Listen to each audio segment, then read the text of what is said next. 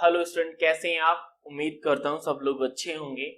चलिए, वैसे तो ये वीडियो बहुत पहले बनाना चाहिए था क्योंकि समय का थोड़ा अभाव था, इसीलिए ये वीडियो थोड़ा सा लेट है। बट आप जो लोग मेरे साथ जुड़े हुए थे उनको मैंने पहले ही इन्फॉर्म कर दिया था कि एक्चुअली में हम क्या करने वाले नेक्स्ट कुछ दिनों के बाद। तो जैसा कि आपने थंबनेल और टाइटल दोनों से पहचान ही लिया है कि हम नेक्स्ट एग्जाम सीपीसीटी सितंबर 2023 के लिए बैच ऑलरेडी हम लोगों ने लॉन्च कर दिया है। लेकिन आज की इस वीडियो में मैं उस प्लान के बारे में आपको बताने वाला हूं जिस प्लान के तहत हम सीपीसीटी सितंबर 2023 वाले एग्जाम को क्वालिफाई करने वाले हैं। और जिन स्टूडेंट ने इस प्लान के तहत पहले स्टडी किया था उनका रिजल्ट आपने कहीं ना कहीं व्हाट्सएप स्टेटस और हमारा जो जुलाई का या किसी भी सेशन को आप उठा के देख लीजिएगा, वहां पर जब एनालिसिस होता है तो स्टूडेंट खुद इस बात को कंफर्म करते हैं। लेकिन आप लोग भी जानते हैं कि सीपीसीटी का मतलब आज बीएसआई एकेडमी हो गया है, लेकिन उसके पीछे रीजन क्या है? क्या वो प्लान रहता है जिसके तहत हर स्टूडेंट इस प्लान के तहत जुड़ के एग्जाम को क्वालिफाई कर जाता है? तो मैं उस प्लान को आज आपके साथ डिस्कस करने वाला हूं। ये प्लान ऐसा है कि ये आपको एग्जाम से पहले खुद ही डिफाइन कर देता है कि आप एग्जाम क्वालिफाई कर पाएंगे या नहीं कर पाएंगे। दूसरी बात, जब एग्जाम हॉल में जब आप बैठे होते हैं, वहां पर एग्जाम सबमिट करने से पहले ही आपके पास रिजल्ट होता है कि आप क्वालिफाई हैं या फिर नहीं हैं। तो सिंपल है कि क्या आप तैयार हैं मेरे साथ इस 60 डे की जर्नी में शामिल होने के लिए? यानी एक यात्रा है जो हम सितंबर 2023 के लिए स्टार्ट करने वाले हैं। वैसे तो ये यात्रा स्टार्ट हो गई है, बट अभी भी अगर आप इस यात्रा में मेरे साथ जुड़ जाएंगे तो कहीं ना कहीं आपका जो पेपर है रियल में उसी कैपेबिलिटी के साथ आप क्वालिफाई करेंगे जो आप डिजर्व करते हैं। चलिए, तो सेशन स्टार्ट करने से पहले हमें एग्जाम के पैटर्न को समझना होगा। उम्मीद करता हूं कि जो लोग सीपीसीटी के एग्जाम अपीयर होना चाहते हैं उनको इस एग्जाम के पैटर्न के बारे में पहले से नॉलेज होगी। अगर आपको ये नॉलेज या इंफॉर्मेशन नहीं है तो आप मान के चलिए कि आप एग्जाम के लिए अपीयर तो हो रहे हैं लेकिन आपको जानकारी का अभाव है। तो एग्जाम पैटर्न की अगर हम बात करें तो हमारा पेपर 75 मार्क्स का होता है और 75 मिनट ही आपको मिलती हैं। साथ ही साथ में जब इन मार्क्स का अगर हम डिवाइडेशन करें तो डिवाइडेशन करने पर हमें 5 पोर्शन मिलते हैं, जिसमें हमारा कंप्यूटर 52 मार्क्स का रहता है, रीडिंग कॉम्प्रिहेंशन 5 नंबर का और क्वांटिटेटिव एप्टीट्यूड हमारा 6 नंबर, रीजनिंग भी 6 और जीए जिसे जनरल अवेयरनेस कहते हैं वो भी 6 नंबर का रहता है। तो यहां से आपको एक चीज समझ में आ रही होगी कि सबसे ज्यादा किसका वेटेज है और कॉमन वेटेज किसका है। लेकिन आपको ये भी पता होना चाहिए कि 75 तो है सर, लेकिन हमें पास होने के लिए कितने मार्क्स चाहिए?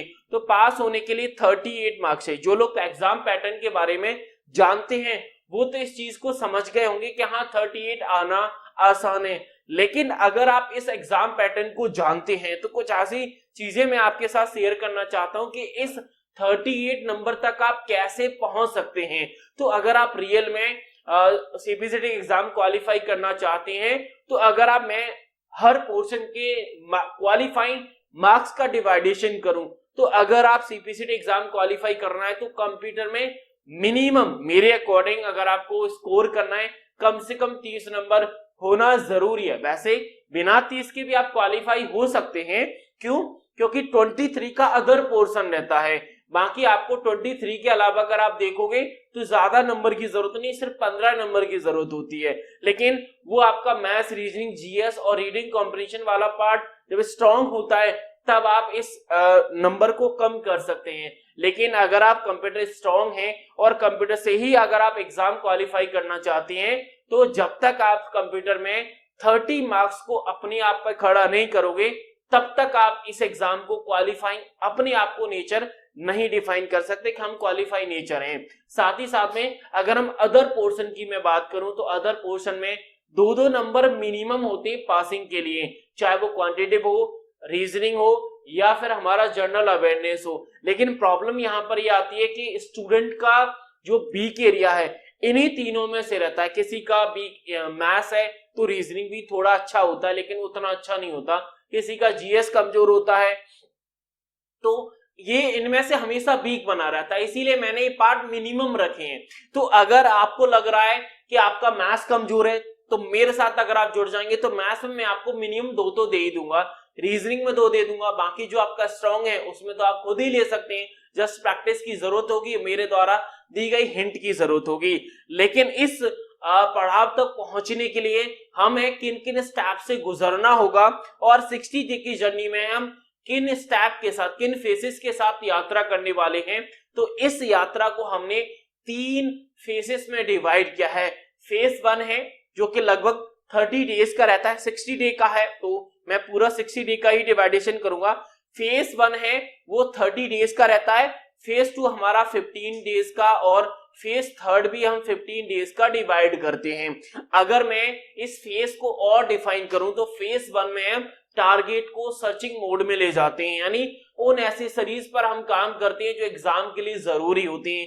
या फिर मैं सिंपल वे में आपको समझाऊं तो फेज 1 में हम आपके सिलेबस को कंप्लीट करते हैं, चाहे तो वो कंप्यूटर का सिलेबस हो, मैथ्स का हो, रीजनिंग हो, जीएस हो, कोई भी हमारा सेक्शन हो उसका हम पूरी तरीके से सिलेबस कर जाते हैं। लेकिन सिलेबस के लिए जो हमारे पास फैक्टर होते हैं उनमें सबसे पहला फैक्टर है थ्योरी, यानी सिलेबस में पहले आपको थ्योरी कराई जाती है, और थ्योरी के बाद हम उस, जैसे काफी टॉपिक्स ऐसे होते हैं खासकर कंप्यूटर में, मैथ्स में, जो कि प्रैक्टिकल और प्रैक्टिस दोनों मांगते हैं, तो उन दोनों के साथ हम आपका सिलेबस कंप्लीट कराते हैं। साथ ही साथ में इसमें एक्स्ट्रा डाउट सेशन या एक्स्ट्रा स्पेशल सेशन भी होता है after completion the topic. Weekly revision भी होता रहता है जिससे आपको टॉपिक रिकॉल होते रहते हैं। जैसे हमारा सिलेबस कंप्लीट हो जाता है उसके बाद आता है फेज नंबर 2। फेज नंबर 2 में हम टारगेट को लॉक करते हैं। लॉक का मतलब ये है कि जो जो टॉपिक्स हमने पढ़े, जिन जिन टॉपिक का हमने सिलेबस कंप्लीट किया, उन्हीं टॉपिक का एक वीडियो के माध्यम से हम रिवीजन क्लास कराते हैं। साथ ही साथ में रिवीजन नोट्स भी देते हैं। अगर आपको लग रहा है कि वीडियो से नहीं कर सकते तो नोट्स भी आपके पास अवेलेबल कराए जाते हैं, वहां से भी आप उस पर्टिकुलर टॉपिक का रिवीजन कर सकते हैं। क्विज रहती है, क्विज से क्या होता है कि हमने रिवीजन तो कर लिया लेकिन उस पर मल्टीपल चॉइस क्वेश्चन की प्रैक्टिस हम कराते हैं। हर टॉपिक के मिनिमम से मिनिमम 100 से 150 तक क्वेश्चंस हम प्रैक्टिस कराते हैं मिनिमम, बाकी मैक्सिमम उतना होता है जितना एग्जाम में उस पर्टिकुलर टॉपिक का वेटेज होता है। जैसे एमएस वर्ड का सबसे ज्यादा वेटेज है तो एमएस वर्ड का वेटेज लगभग 500 से 400 क्वेश्चन का वेटेज रहता है प्रैक्टिस, या फिर हम पढ़ते हैं तब उस समय ही कर जाते हैं। सुपर क्विज का मतलब है कि जैसे हर टॉपिक का वीडियो फॉर्म में या रिवीजन नोट्स के फॉर्म में थ्योरी का भी रिवीजन होता है, वैसे ही हम अगर आप क्वेश्चंस के फॉर्म में किसी पर्टिकुलर टॉपिक का एज अ रिवीजन करना चाहते हैं, एज अ प्रैक्टिस करना चाहते हैं, तो हर टॉपिक का सुपर क्विज कराते हैं। सुपर क्विज से क्या होता है, उस पर्टिकुलर टॉपिक के हर वैरायटी के क्वेश्चन और हर कंसेप्ट के क्वेश्चन के साथ आप प्रैक्टिस कर जाते हैं। यानी नंबर ऑफ क्विज अगर आपको नहीं लगाने तो एक क्विज से आपका काम हो जाता है, जिसका नाम सुपर क्विज है। हर टॉपिक के हम आपको सुपर क्विज भी इसी सेकंड फेज में कराते हैं। और थर्ड फेज आता है फेज नंबर 3, जिसमें टारगेट को हम फिनिश करते हैं। लॉक कर दिया तो अब तो सीधा टारगेट को फिनिश करना है। फिनिश करने के लिए जो हमारे पास एसेसरीज हैं, मॉक टेस्ट करते हैं। मॉक टेस्ट पूरा 75 मार्क्स का होता है, जिसे पावर ऑफ मॉक टेस्ट का नाम भी देते हैं। पावर ऑफ मॉक टेस्ट का मतलब है कि अगर आप मॉक टेस्ट में क्वालिफाई हो जाते हैं तो डेफिनेट रूप से आप एग्जाम में भी क्वालिफाई हो जाओगे, लेकिन कंडीशन ये होती है कि आपको एग्जाम, जो मॉक टेस्ट आपको दिए जा रहे हैं उनको बिल्कुल एग्जाम के तरह ही लगाना है। ऐसा नहीं करना कि मॉक टेस्ट में तो आप पूरा 40 मिनट में कर जाते हैं, एग्जाम आप पूरा 75 मिनट देते हैं, तो वहां पर डिफरेंस हो जाएगा। यानी जैसे एग्जाम में समय देते हैं, एग्जाम में आप फीलिंग लाते हैं, वैसे ही आपको इस मॉक टेस्ट के साथ करना होगा, तभी ये मॉक टेस्ट आपको वही रिजल्ट दे पाएगा जो आप एग्जाम में एक्वायर करने वाले हैं। दूसरा रहता है महा रिवीजन। महा रिवीजन क्या होता है, जैसे हर टॉपिक का रिवीजन और सुपर क्विज होता है, वैसे ही महा रिवीजन में हर टॉपिक पर हम जितने भी PYQs होते हैं, जितने भी एक्सपेक्टेड क्वेश्चंस होते हैं, उनके साथ मेगा क्लास करते हैं। यानी हर टॉपिक के मान के चलिए 200 क्वेश्चंस रहते हैं, और ये मेगा क्लास से पूरा का पूरा topic as a multiple choice question में हमें प्रैक्टिस और रिवाइज दोनों हो जाता है। और लास्ट में ब्रह्मास्त्र करते हैं। ब्रह्मास्त्र मान के चलिए कि अगर आपके पास कोई भी एक एग्जाम का मतलब एग्जाम ओरिएंटेड मॉक नहीं है कि हमारा एग्जाम एक्चुअली में आता कैसा या फिर आने वाला जो पेपर वो कैसा मिलेगा, तो उसके लिए हम आपको ब्रह्मास्त्र भी कराते हैं जो कि एग्जाम से एक दिन पहले होता है। ये पूरा का पूरा प्लान पूरा 60 डे का होता है। अगर आप मेरे साथ करोगे तो इन 30 दिनों 60 दिनों में हम आपका सिलेबस भी कंप्लीट करा देंगे, रिवीजन भी करा देते हैं, प्रैक्टिस भी करा देते हैं, प्रैक्टिकल भी कर लेते हैं, डाउट भी कर लेते हैं। यानी सबसे बड़ी बात ये होती है इसमें कि आपको जरा सा भी टेंशन नहीं लेना। ना तो आपको ये टेंशन लेना कि आपको क्या पढ़ना है, कब पढ़ना है, कितना पढ़ना है। पूरा का पूरा जो टेंशन का दायित्व होता है वो मेरा ही होता है। यानी कब टॉपिक आपको कौन सा देना है, कब किसका डाउट कराना है, कब किसका प्रैक्टिकल, कब रिवीजन, सब कुछ मैं ही प्लान करता हूं। इसीलिए ये 60 डे का प्लान मैंने आपके लिए बनाया। अगर खुद स्टूडेंट इस प्लान के तहत चलना चाहता है मैं चल सकता है, क्योंकि हमारा जो इस प्लान के तहत हम जो जाने वाले हैं, जर्नी करने वाले हैं, इसमें सबसे बड़ा रोल रहता है हमारे संकल्प बैच का।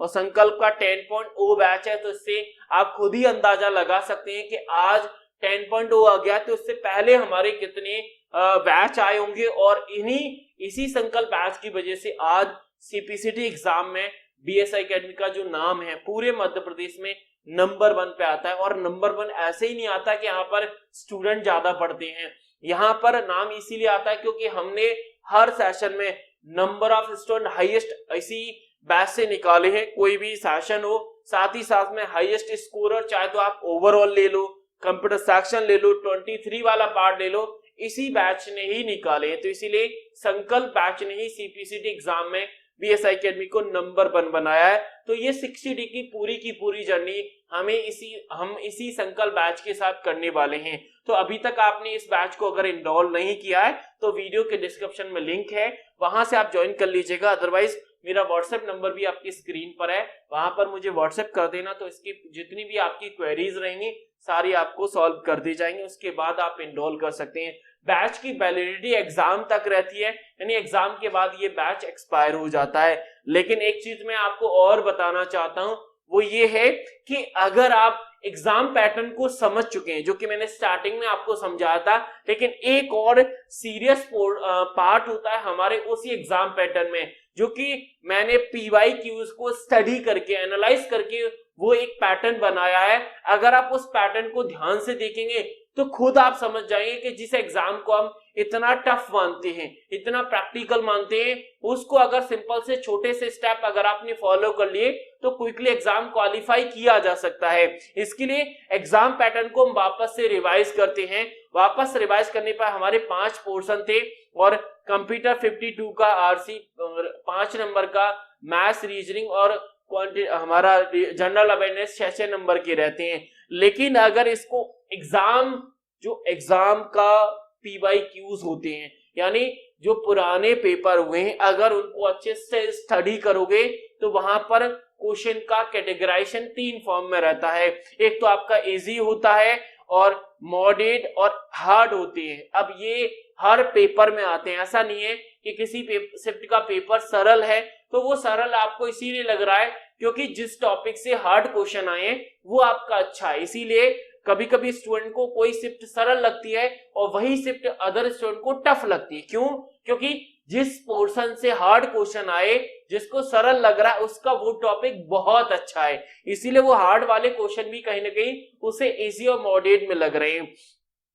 अगर आप इस ये जो एग्जाम पैटर्न में आपको बताने जा रहा हूं, ये कहीं पर नहीं मिलेगा। क्यों? क्योंकि ये मैंने खुद ने एनालाइज करके बनाया, और इतने साल हो गए सीपीसीटी को कराते कराते, तो हमको खुद एनालाइज हो गया कि हाँ, इस पोर्शन से हार्ड आते हैं, इस पोर्शन से इजी और मॉडरेट ही आते हैं। अगर आप इसे ध्यान से देखोगे तो आपको खुद समझ में आ रहा है। जैसे अगर मैं इजी क्वेश्चंस की बात करूं तो इजी क्वेश्चन 21 कंप्यूटर में, क्वांटिटेटिव एप्टीट्यूड, रीजनिंग और जनरल अवेयरनेस में 2-2 नंबर के, यानी टोटल इजी क्वेश्चन अगर रीडिंग कॉम्प्रिहेंशन को हटा दें तो 27 क्वेश्चन इजी होते हैं। वहीं अगर आप मॉडरेट की बात करोगे तो मॉडरेट भी 27 होते हैं, यानी मॉडरेट भी 21, बाकी क्वांटिटेटिव, रीजनिंग और जनरल अवेयरनेस में भी 2-2 का पोर्शन रहता है। यही पोर्शन हमारा हार्ड में रहता है, लेकिन हार्ड में कंप्यूटर में मैक्सिमम से मैक्सिमम क्वेश्चन 10 आते हैं। 10 से ज्यादा नहीं आते। और आपने देखा होगा मैं हमेशा अपने वीडियो में 7 to 8 क्वेश्चंस की बात करता हूं। वो 7 to 8 क्वेश्चंस हार्ड क्वेश्चन ही होते हैं, यानी हार्ड क्वेश्चन उन कॉन्सेप्ट की बात करते हैं जो हमेशा पेपर में नहीं आते, लेकिन आते हैं जब परेशान बहुत करते हैं। इसीलिए मैं उनको 7 to 8 में रखता हूँ। वो 7 to 8 का मैं सेशन भी अलग से लेता हूँ, जिससे आपको आसानी हो जाती है कि किन टॉपिक्स को इस बार सेशन के लिए हमने 7 to 8 वाले पोर्शन में रखा है। अगर इसे हम और समराइज करें तो हमें खुद ब खुद समझ में आ रहा है कि अगर हम इजी और मॉडरेट को मिला दें, ध्यान से सुनना, अगर हम इजी और मॉडरेट को मिलाएं तो हमारा 54 नंबर का हो रहा है, क्योंकि 27 और 27 दोनों को ऐड करेंगे तो 54 हो रहा है। अगर हम 5 नंबर रीडिंग कॉम्प्रिहेंशन को ऐड कर दें तो हमारा 59 हो जाता है, जबकि हमें क्वालिफाई के लिए कितना चाहिए सर 38 चाहिए। यानी अगर आप हार्ड वाले पोर्शन को हटा दो, कठिन वाले पोर्शन को हटा दो, जो टफ वाले सवाल होते हैं, चाहे वो कंप्यूटर में हो, मैथ्स में हो, रीजनिंग में हो और हमारे जीएस में हो, अगर उस पोर्शन को हटाओगे तब भी हमारा जो स्कोर है ना 59 हो रहा। 59 अपने आप में सीपीसीटी में बहुत सम्मानजनक स्कोर होता है। लेकिन आपको चाहिए कितना सर, हमें 38 चाहिए। अब यहां से एक चीज आपको समझ में आ रही है सर, एक्चुअली में हम प्रॉब्लम क्या है कि हमारी प्रॉब्लम ये कि हम मॉडरेट और हार्ड में फंसे रहते हैं, यानी उन टॉपिक्स पर ज्यादा काम करते हैं जिनका चांस ही नहीं है।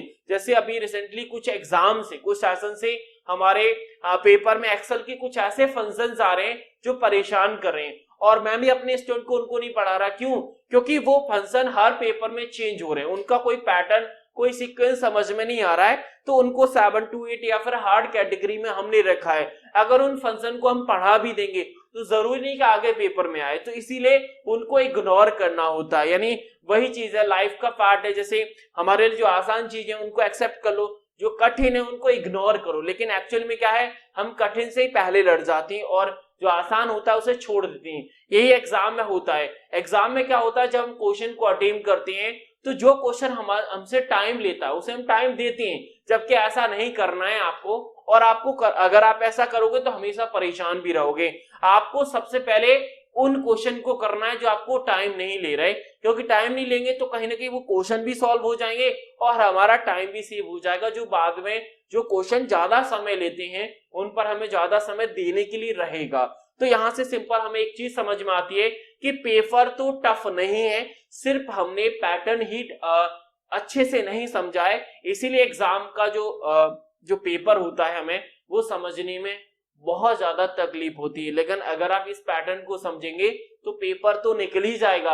आपको ये भी समझ में आएगा कि एक्चुअली में हमारे पेपर का फैक्टर क्या होता है। जबकि आप जानते हैं कि 80% का जो पेपर रहता है ऐसा रहता है, रिपीटेड कंसेप्ट आते हैं, बार बार हर सेशन में पूछे जा रहे हैं, लेकिन कुछ नए आते हैं। उनके चक्कर में अगर आप पढ़ोगे तो जो आ रहे हैं वो भी आप कहीं ना कहीं बिगाड़ के रख दोगे। तो कहने का और समराइज करने में सिंपल इतना ही है कि अगर आप सीपीसीटी पेपर के एग्जाम पैटर्न को समझ लें, वो भी इजी और मॉडरेट हार्ड वाले, तो कहीं ना कहीं पेपर आसान हो जाता है। लेकिन मैंने आपको जो चीजें बताई आपको, जैसे ये पासिंग स्कोर का पैटर्न बताया कि आपको अगर पास होना ही है तो कंप्यूटर में मिनिमम जब तक आप 30 नहीं ला पा रहे तब तक आप ये सोचना कि मैं पासिंग रोल में नहीं हूं। जैसे लूडो वाला खेल होता है ना, सेम वैसे ही आपको समझना है, ठीक है ना। तो ये अगर जर्नी हम लोगों ने स्टार्ट कर दी है, ऑलरेडी सेशन स्टार्ट हो चुके हैं, लगभग एक टॉपिक हमारा कंप्लीट भी हो चुका है। लेकिन अभी भी अगर आप मेरे साथ इस यात्रा में शामिल होगे, इस बैच में एनरोल करोगे, तो अभी से आपका सिलेबस,